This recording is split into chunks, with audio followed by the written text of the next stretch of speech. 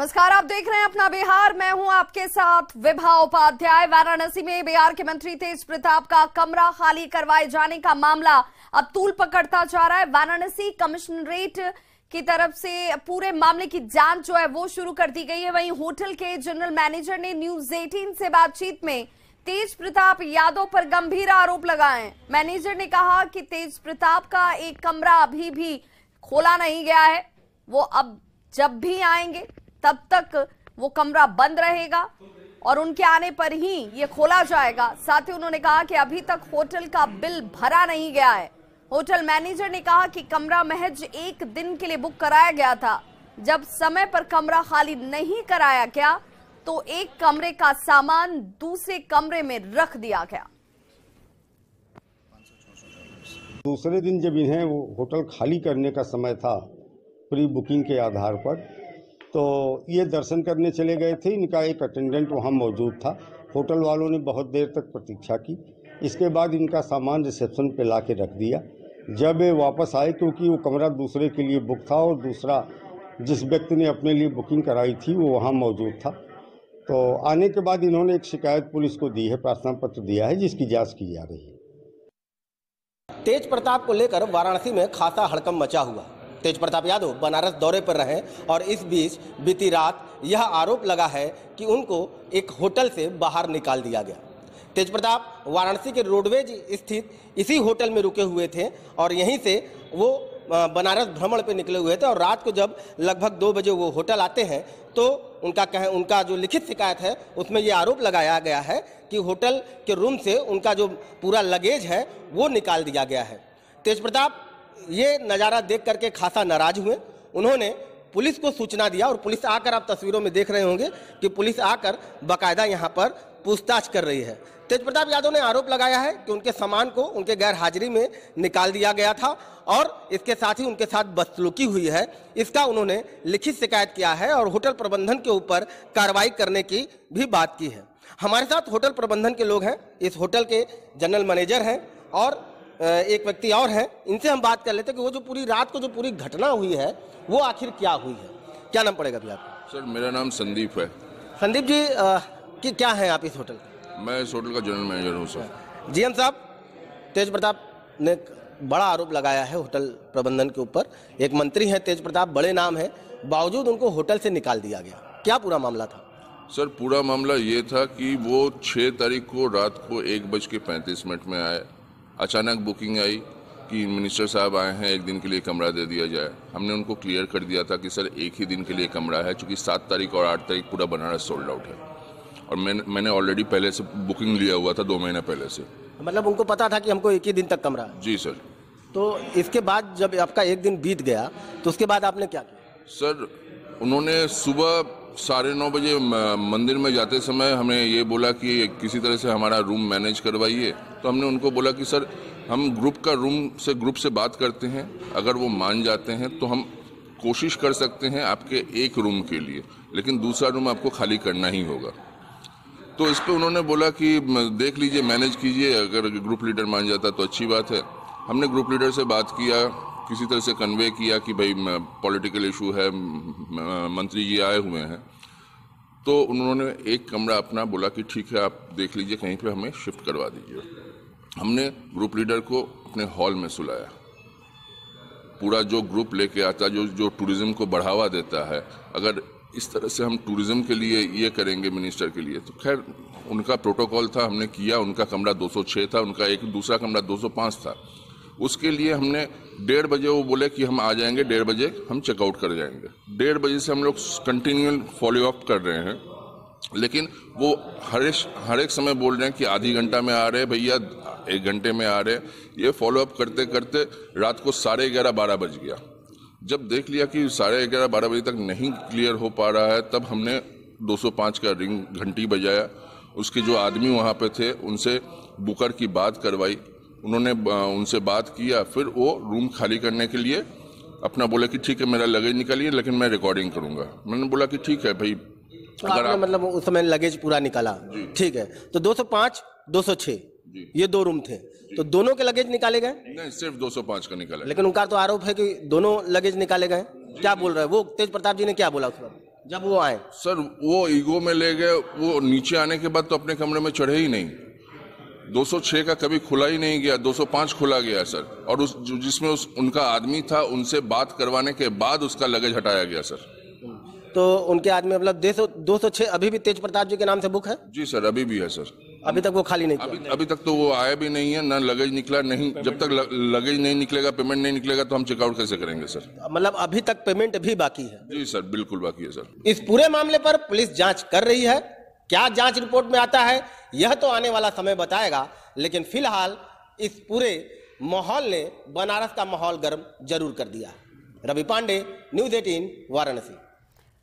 दरभंगा के पतूर थाना इलाके में एक बुजुर्ग की गला रेत कर हत्या करने की कोशिश की गई है। चाकू से बुजुर्ग का गला रेत दिया गया। खून से लथपथ बुजुर्ग को अस्पताल ले जाया गया, जहां से उसे पटना रेफर किया गया है। कटे हुए गर्दन के बावजूद बुजुर्ग ने 3 लोगों के नाम बताए। फिलहाल बुजुर्ग योगी महतो का पटना में इलाज चल रहा है। पुलिस को घटनास्थल से खून के धब्बे और चाकू मिले हैं।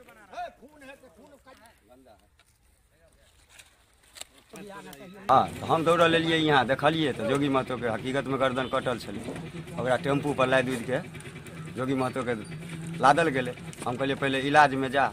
एतो जे है जे एतो से इलाज में भेजलिए तो अपना ग्रामीण हॉस्पिटल में आरिया में ओकरा कुछ एडमिट आर भेले। वहाँ जाके जे है जो मुँह खोलक के जोगी महतो तो 3 गो के नाम लेलके। 3 गो के नाम लेला के बाद लिखित आवेदन दिए और न ही कोई ठोस जानकारी दे रहे हैं ताकि प्रशासन कोई कार्रवाई कर सके या उसके आवेदन के आधार पर कोई प्राथमिकी दर्ज कर सके या अनुसंधान जांच कर सके। जो ही कोई आवेदन आ जाता है लिखित या उसका कोई बयान आ जाता है जिसे अस्पताल में दिया हुआ, उसके आधार पर पुलिस कार्रवाई करेगी, अनुसंधान करेगी।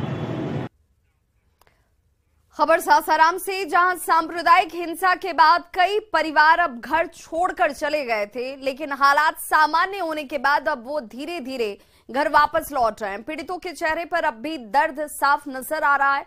लोगों के मन में काफी तकलीफ है। शहर के शहर जलालपीर इलाके में कई परिवार पलायन कर गए थे। घरों के ताले खुले हुए हैं तो बहुत सारे लोग दरवाजे बंद कर घर में ही रह रहे हैं। प्रभावित इलाके का जायजा लिया संवाददाता अजीत कुमार ने। रामनवमी के जुलूस के बाद जिस तरह से सासाराम में उपद्रव फैला था और उसके बाद बहुत से लोग जो है वो घर छोड़कर चले गए थे, लेकिन अब बहुत से लोग जो है वापस आ गए हैं और वापस आ गए हैं। आप देख लीजिए कि ये घर है, ये लोग ये है। आप लोग आप लोग कब आए हैं? हमी के बिहाने फैला गई नीचे। हाँ का होइले वो दिन चल गई हम आग धरलक ना तो एक दिन रह के हम बिहान भी चल गई अपन लड़कन के दुख देख के। यहाँ से चल गई रही? हाँ, अपना माई के पास से। अब आ गई नहीं ना? हाँ हाँ, अपना घर पे बनी जाए। हाँ, अब का कर जाये।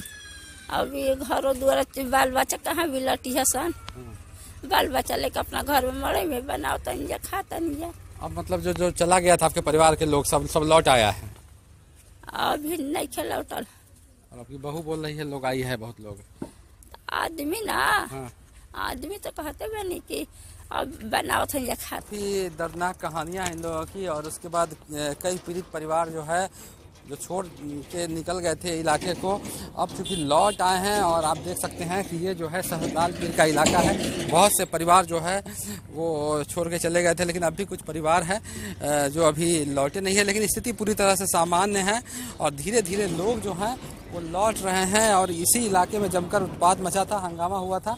अभी इस इलाके में मैं आपको कुछ घर दिखाना चाहूँगा, जिस घर में लोग ताले पहले बंद थे लेकिन अब ताला खुल गया है। लेकिन लोग दरवाज़ा बंद करके रह रहे हैं अपने अपने घरों में, लेकिन लौट आए हैं। बड़ी बात है कि अब स्थिति सामान्य होने के बाद लोग अपने अपने घरों की ओर आ गए हैं। लगभग अभी भी कुछ पत्थर बिखरे हुए हैं, कुछ निशान हैं। और बताया जाता है कि इस गली में 2-3 घर हैं, वो लोग अभी नहीं लौटे हैं। लेकिन अमूमन ज़्यादातर परिवार जो है अब लौटने लगा है और सासाराम में ज़िंदगी जो है अब धीरे धीरे पटरी पर आने लगी है। अजीत कुमार, न्यूज़ 18, सासाराम। तो सासाराम में रामनवमी के जुलूस के बाद भड़की सांप्रदायिक हिंसा के दौरान कई घरों में आग लगा दी गई थी, जिसमें काफी नुकसान हुआ था। अब शहर में पूरी तरह से शांति लौटने के बाद प्रशासन ने नुकसान का जायजा लेना शुरू कर दिया है। प्रशासनिक अधिकारी पीड़ित परिवारों से मिलकर नुकसान का आकलन कर रहे हैं। ताकि पीड़ित जो परिवार हैं उनको हर संभव मदद दी जा सके। जिला प्रशासन के अनुसार फिलहाल 10 घरों को नुकसान की बात कही जा रही है। ज्यादा जानकारी दे रहे हैं संवाददाता अजीत कुमार। सासाराम में रामनवमी के जुलूस के बाद जिस तरह से उपद्रव फैला था और उसमें कई घरों को नुकसान पहुंचा था और उसके बाद अधिकारियों की टीम आई है मुआयना करने आखिर कितना नुकसान हुआ और उस अनुपात में लोगों को कुछ न कुछ राहत दिया जाएगी। जिला प्रशासन लगातार ऐसे लोगों से संपर्क में है जो लोग पीड़ित हैं और या फिर उस उपद्रव में जिसका नुकसान हुआ है उसके लिए अधिकारी लगाए गए हैं। आप देख सकते हैं कि जो एक मजिस्ट्रेट हैं वहाँ पर हैं और लगातार जो है वो आकलन करने में लगे हैं कि इस इलाके में लोगों को व्यक्तिगत रूप से कितनी क्षति पहुँची है। प्रत्येक घरों में जाकर पता किया जा रहा है कि उनका कैसा नुकसान हुआ है। चूँकि जो मुआवजे का प्रावधान है और सरकार के द्वारा जो मुआवजा मिलना है उसके लिए जांच चल रही है, निरीक्षण चल रही है। वो यही इलाका है जहां पर अमन चैन के साथ लोग रहते हैं, लेकिन कुछ उपद्रव हुआ था, लेकिन अब फिलहाल माहौल शांत हो गया है। आप देखिए आवाजाही सभी सामान्य हुए हैं और दिनचर्या पटरी पर लौट गई है। इंटरनेट सेवा भी बहाल कर दिया गया है। तो अब ऐसा कहीं भी कुछ देखने को नहीं मिल रहा है, लेकिन फिर भी जो अधिकारी स्तर से है वो जांच चल रही है कि आखिर क्या नुकसान हुआ और उसका कैसे भरपाई की जाए। अजीत कुमार, न्यूज़ 18, सासाराम। वहीं खबर नालंदा के बिहार शरीफ से, जहां पर सांप्रदायिक हिंसा के बाद बड़ा एक्शन लिया गया है। हिंसा के बाद कुर्की जब्ती की कार्रवाई की शुरुआत हो गई है। मुख्य आरोपी बजरंग दल के संयोजक कुंदन के घर कुर्की जब्ती करने के लिए टीम पहुंची और भारी संख्या में पुलिस बल की तैनाती के बीच कुर्की जब्ती की शुरुआत कर दी गई। मुख्य आरोपी कुंदन कुमार ने अपने घर के पास ही पुलिस के सामने सरेंडर कर दिया है। कुर्की जब्ती की सूचना मिलते ही मुख्य अभियुक्त बजरंग दल के संयोजक कुंदन कुमार ने साफ कहा कि मुझे राजनीति के तहत बेवजह फंसाया जा रहा है। करने का रीजन ये है कि हमारे घर पे कुर्की जब्ती निकाला गया था, इसीलिए सिलेंडर किए। लेकिन आगामी जो अपना कार्यक्रम था 31 मार्च को रामनवमी शोभा यात्रा था, इसको लेकर क्या हुआ कि प्रशासन की पुख्त व्यवस्था नहीं होने के कारण ऐसी घटनाएं घटी है। हमने लाइसेंस लिया है प्रशासन से और सभी कुछ मैंने देखा। मेरे पास वीडियो फोटोज, सारे ऐसे वीडियो फोटोज है जो साफ तौर से ये जाहिर करता है कि मुसलमानों के द्वारा ये रोड़ाबाजी किया गया है। मेरे पास ऐसे फोटोज, वीडियो सब कुछ है, मेरे पास बाई प्रूफ है। आपके मेरे ड्रोन चल रहे थे, 3 ड्रोन चल रहे थे। ड्रोन में साफ तौर से दिखाया गया है उसमें कि सभी के छत पे रोड़े पत्थर दिखाई दे रहे थे। तो ऐसे मेरे पास बहुत सारे एविडेंस हैं जो मैं दे सकता हूं। और अभी यहाँ पर सिलेंडर करने के लिए आया हूं और मैं अपना स्वेच्छा से मैं सिलेंडर को दे रहा हूं, इसमें कोई अति नहीं है। बिहार शरीफ में बजरंग दल के नेता कुंदन कुमार पर कार्रवाई के बाद सियासत तेज हो गई है। प्रदेश बीजेपी अध्यक्ष सम्राट चौधरी ने इस कार्रवाई को मजाक बताया। सम्राट चौधरी ने कहा है कि हिंसा के इतने दिनों के बाद सरकार लीपापोती कर रही है। सम्राट चौधरी ने यह भी कहा कि पूरी घटना प्रशासनिक लापरवाही का नतीजा है। फंसाने के लिए किसी को भी फंसाया जा सकता है। नहीं, हमको तो लग रहा है कि बिहार सरकार मजाक कर रही है। आज 10 दिन के लगभग होने जा रहे हैं और नीतीश कुमार की सरकार सोई हुई है क्या? नीतीश बाबू जगिए, आप गृह मंत्री हैं, आपने फ्लैग मार्च नहीं कराया है, ये कभी नहीं बता रहे। पूरी तरह प्रशासनिक लापरवाही का कारण है दंगा। और नीतीश बाबू आप फंसाने के लिए किसी को फंसा सकते हैं, वो आदत आपकी रही है पुरानी, ये कोई नया काम आप नहीं कर रहे हैं। लेकिन मैं बड़ा स्पष्ट तौर पर कहूंगा कि जांच साफ सुथरी होनी चाहिए और जांच का रिपोर्ट तुरंत आता है। कि 15 दिनों के बाद यदि जांच रिपोर्ट कर रहे हैं तो आप तो लिपापोती कर रहे हैं। तो बिहार शरीफ में बजरंग दल के नेता पर कार्रवाई पर जेडीयू नेता केसी त्यागी का बयान सामने आया। केसी त्यागी ने कहा कि भागलपुर हिंसा के दौरान अश्विनी चौबे के बेटे की भी गिरफ्तारी हुई थी। कुंदन के समर्पण के बाद ये निर्विवाद रूप से कहा जा सकता है कि इन हिंसाओं के आगे और पीछे जो संगठन हैं उनका रिश्ता बीजेपी से है। जब रामनवमी के अवसर पर इसी तरह की हिंसा हुई थी तो केंद्रीय मंत्री माननीय अश्विनी चौबे जी के सुपुत्र उसमें गिरफ्तार हुए थे।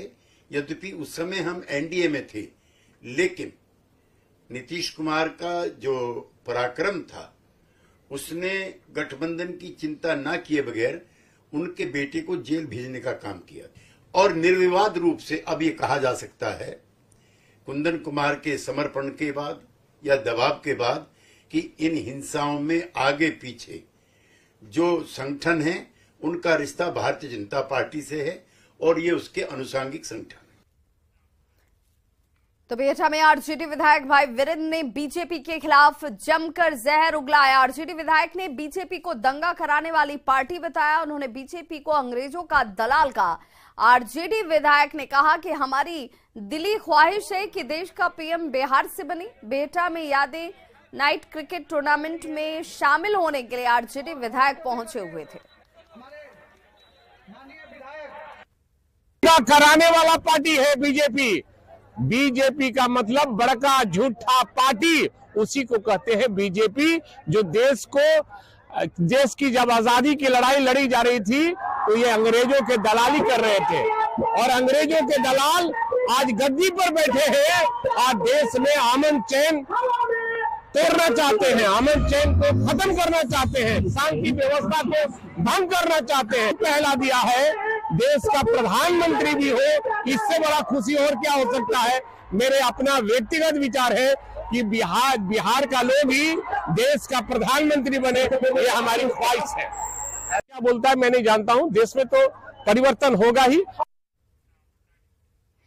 पूर्वी चंपारण के सतोतर में केंद्रीय गृह राज्य मंत्री नित्यानंद राय ने ब्रावो फार्मा के नए यूनिट का शिलान्यास किया। केंद्रीय गृह राज्य मंत्री ने ब्रावो फार्मा के नए यूनिट के मुख्य भवन का शिलान्यास किया और इस मौके पर ब्रावो फार्मा के सीएमडी राकेश पांडे ने कहा कि पीएम मोदी के आत्मनिर्भर भारत और मेक इन इंडिया के सपने से प्रेरित होकर वो काम कर रहे हैं। केंद्रीय गृह राज्य मंत्री नित्यानंद राय ने भी राकेश पांडे की पहल की सराहना की। अभी तक उसको एक भारतीय होने के नाते जो गर्व हमें प्राप्त होता है भारत से बाहर, उसी ने मुझे ये प्रेरणा दी कि मेक इन इंडिया के अंतर्गत हम लोग भी कुछ बिहार के लिए, बिहार को समर्थवान सशक्त बनाने के लिए कुछ अपना उपयोग, अपना सहयोग, अपना कुछ क्रियान्वयन करें ताकि लोगों को यहाँ दूरगामी परिणाम मिले और उनको लाभ मिले। आप किसी व्यक्ति के लिए लाभ अगर देना चाहते हैं तो उसके कई आयाम और कई मायने हैं। मेरे लिए रोजगार, शिक्षा और स्वास्थ्य का जो क्षेत्र है वो महत्वपूर्ण है। आपको मालूम है कि आत्मनिर्भर भारत की बात करते हैं हमारे माननीय प्रधानमंत्री श्री नरेंद्र मोदी जी। आपको पता है कि सशक्त भारत की बात करते हैं हमारे माननीय प्रधानमंत्री जी श्री नरेंद्र मोदी जी। तो उसी बात को, उसको करने के लिए केवल नरेंद्र मोदी जी अकेले सक्षम नहीं है, उसको करने के लिए 140 करोड़ जनता को काम करना होगा। उसको करने के लिए हर एक व्यक्ति को अपना सहयोग और अपना शक्ति, अपनी जो उनके पास सक्षम क्षमता है उसका उपयोग करना होगा।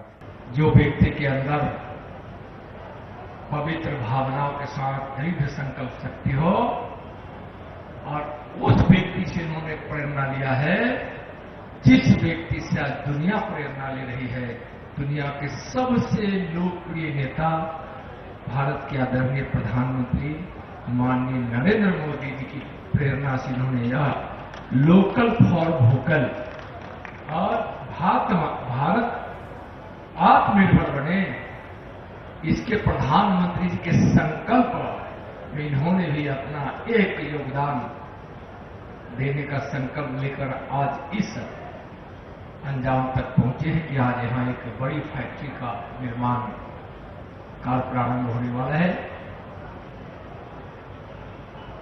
प्रथम चरण में 300 से ज्यादा लोगों को रोजगार मिलेगा। आगे इसके विस्तार की उनकी योजना है। तो इस बुलेटिन में बस इतना ही, लेकिन न्यूज 18 बिहार झारखंड पर खबरों का सिलसिला लगातार जारी है